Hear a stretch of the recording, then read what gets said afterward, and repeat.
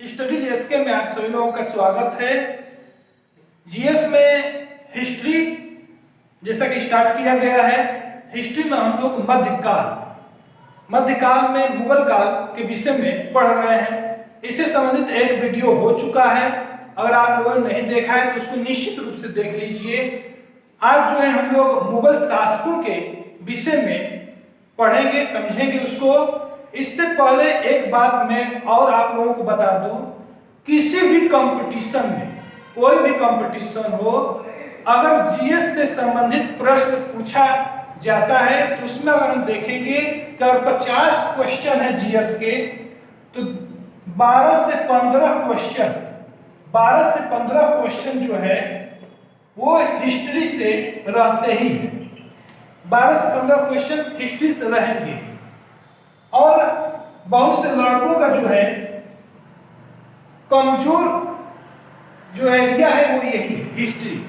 बहुत से लड़के हैं, बहुत किताबें पढ़कर जाते हैं, कहते हैं सर हम तो 2-3 किताब पढ़ के गए थे हिस्ट्री का, लेकिन गए तो परीक्षा में 12 से 15 क्वेश्चन आया था, तो इसमें हम 4 से 6 क्वेश्चन ही कर पाए। तो इसका कारण यही है कि सिर्फ किताब पढ़ने से नहीं होता है। किताब तो बहुत सारी है मार्केट में, किताब से अगर हम पढ़ लेंगे तो उससे नहीं हो पाएगा कि हम क्वेश्चन 12 से 15 क्वेश्चन बनाकर आ जाएंगे, और 50 में 12 से 15 क्वेश्चन आ रहे हैं। तो सही एक सटीक मार्गदर्शन की आवश्यकता होती है, और वही कार्य जो है किया जा रहा है यहाँ पर इस चैनल के माध्यम से। और जो भी बताया जाएगा एकदम सटीक बताया जाएगा, और निश्चित रूप से परीक्षा में आप लोग 100% कर आएंगे। तो इसी क्रम में जो है बाबर, मुगल शासक बाबर के विषय में हम लोग समझेंगे। बाबर के विषय में समझते हैं हम लोग। तो पहला मुगल शासक है बाबर। इससे संबंधित यहाँ पर आप लोग डायग्राम देख रहे हैं। इस डायग्राम में सभी महत्वपूर्ण पॉइंट, जितने भी बाबर से संबंधित क्वेश्चन बन सकते हैं, सभी बताए गए हैं। और इस डायग्राम द्वारा आप लोगों को पढ़ने में भी आसानी होगी, आसानी पूर्वक आप लोग सभी पॉइंट को समझ लेंगे। और किसी भी कंपटीशन में कोई भी क्वेश्चन अगर बाबर से संबंधित आ रहा है तो एकदम सिंपल ढंग से आप लोग उसका आंसर कर लेंगे। तो स्टार्ट करते हैं। इसमें जो है पहले तो प्रश्न ये पूछा जा सकता है कि बाबर का शासनकाल कब से कब तक था। तो 1526 से 1530 ईस्वी तक था। उसके बाद एक पॉइंट और इसमें जो है पूछा जा सकता है कि मुगल वंश का वास्तविक संस्थापक कौन था, किसने मुगल वंश की नींव डाली। तो बाबर है। मुगल वंश के प्रथम शासक कौन था, बाबर है। तो इस तरह से प्रश्न जो है और अलग से बनाकर पूछे जा सकते हैं। उसका बाबर का जन्म कहाँ हुआ था, फरगना में हुआ था 1483 ईस्वी में। अगर साफ आप लोगों को नहीं दिखाई दे रहा होगा तो वीडियो की क्वालिटी आप लोग बढ़ा लीजिएगा। तो बाबर का जन्म फरगना में हुआ था, जो कि तुर्कमेनिस्तान में स्थित है यह स्थान फरगना। वहां पर जो है बाबर का जन्म हुआ था।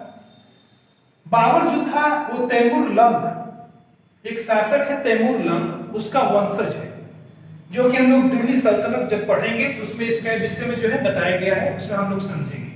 तो बाबर तैमूर लंग का वंशज था, इसी के परिवार से संबंधित था बाबर। बाबर के पुत्र जो थे वो 4 पुत्र थे, हुमायूं, कामरान, अस्करी, हिंदा।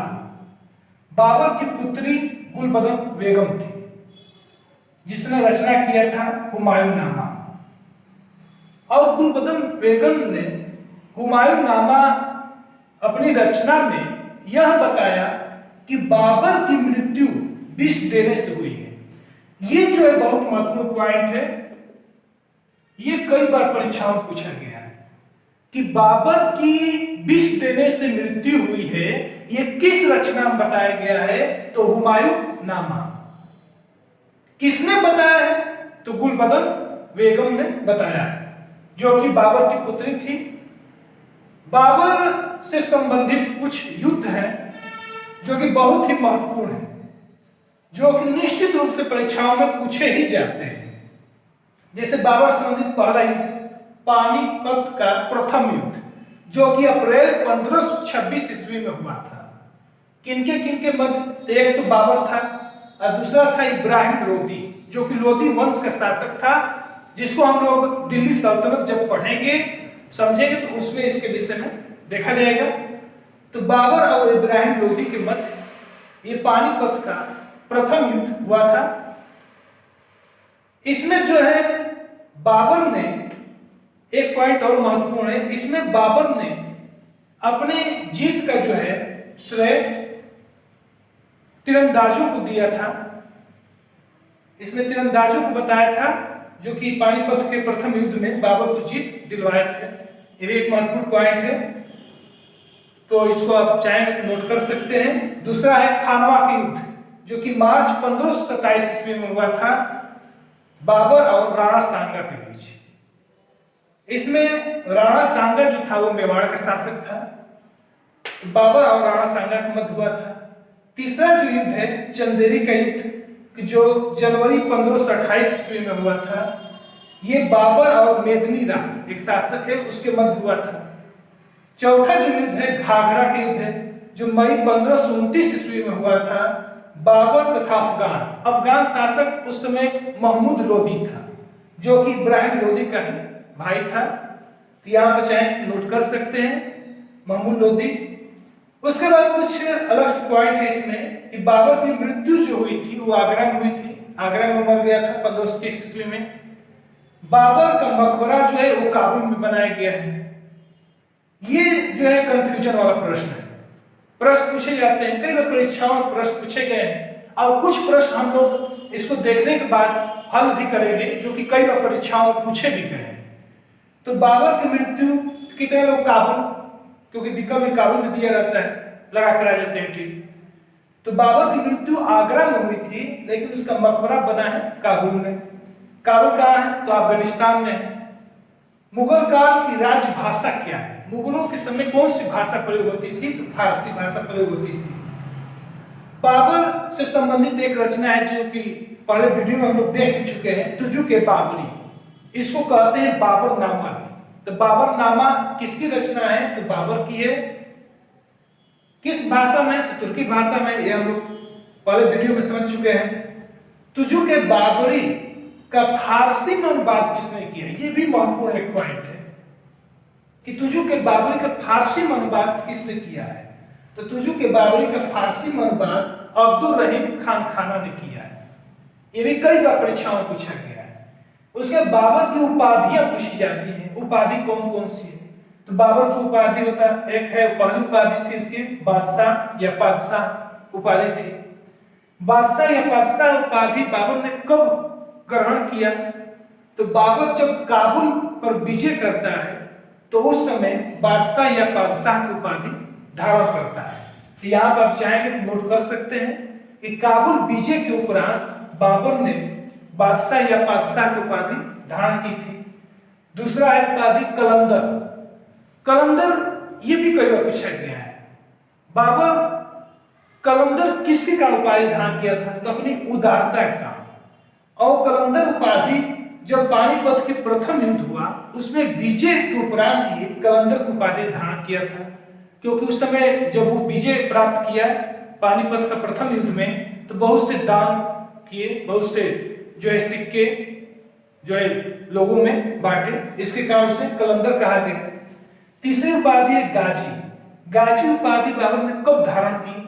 तो ये खानवा का जो युद्ध है, इस युद्ध में विजय के उपरांत गाजी की उपाधि धारण की। ये चारों जो युद्ध है, सभी युद्ध जो है बाबर ने जीते हैं।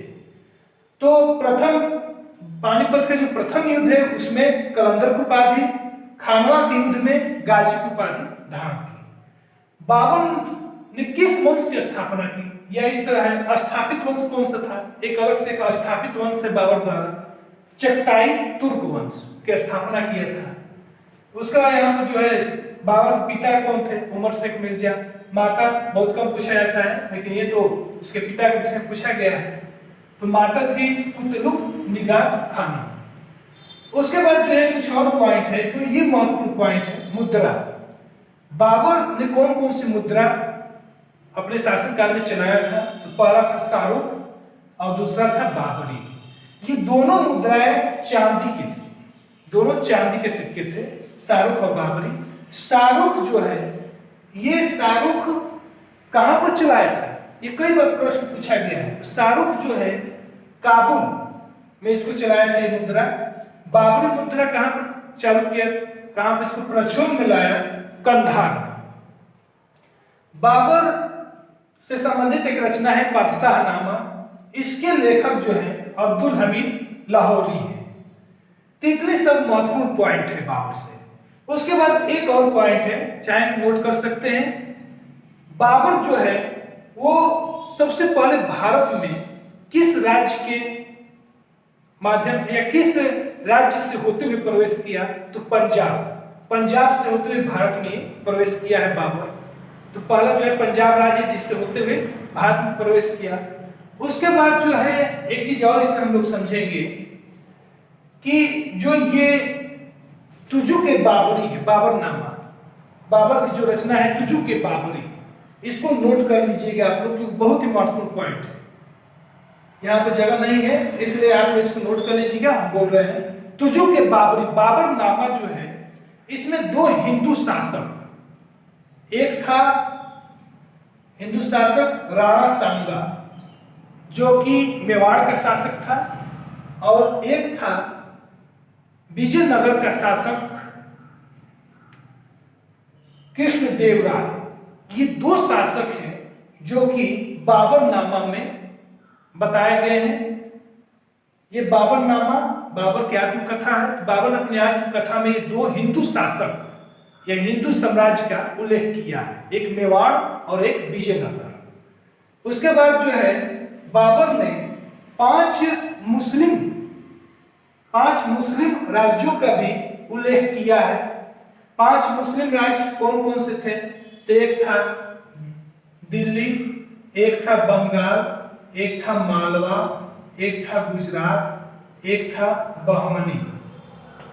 तो इस तरह जो है पांच मुस्लिम राज्यों का अपनी आत्मकथा में उल्लेख किया है बाबर ने। तो ये बाबर संबंधी सभी महत्वपूर्ण पॉइंट है जिसको आप लोगों को बताया गया है। अब इससे संबंधित जो है कोई भी प्रश्न और परीक्षा में पूछा जाएगा तो हम लोग सिंपल ढंग से कर सकते हैं। स्क्रीनशॉट और लेना चाहते हैं आप लोग तो इसका ले लीजिए।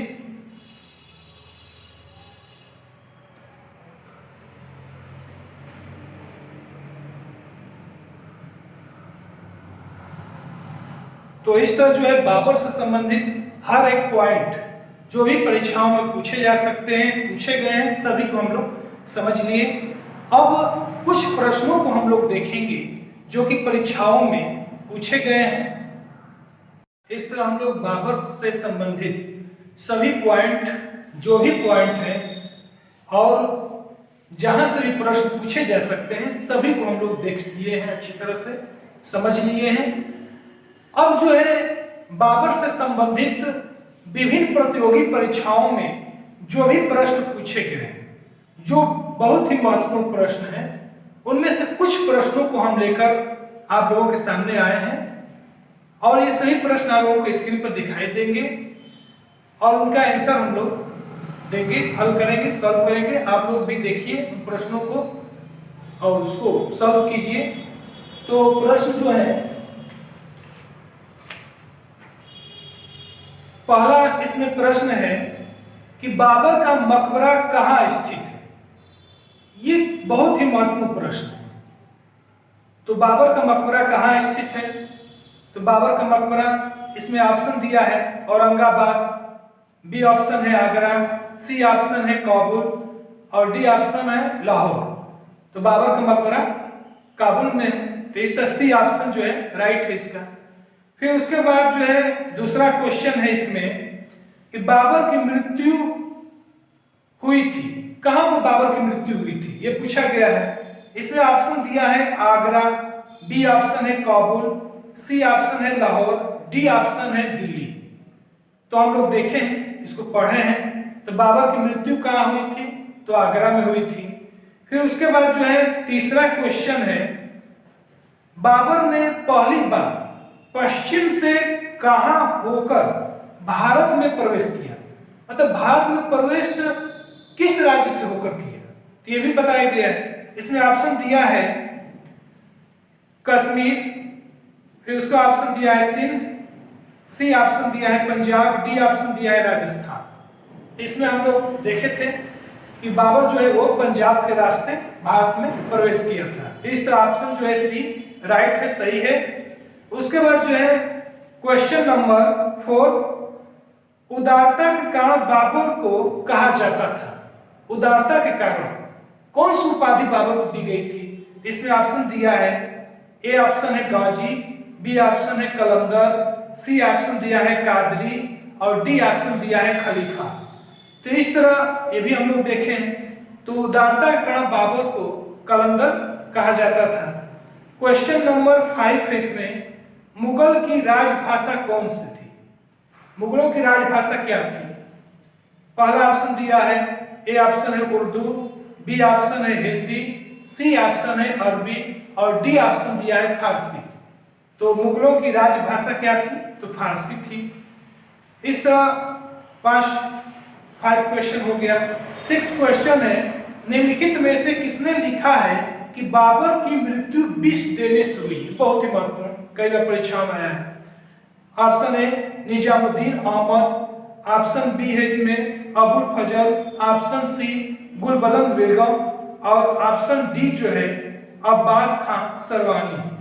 तो इसमें जो है ऑप्शन सी राइट है, गुलबदन बेगम।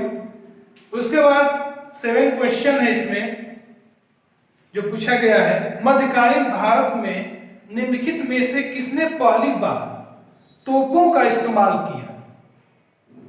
तोप का इस्तेमाल किसने किया?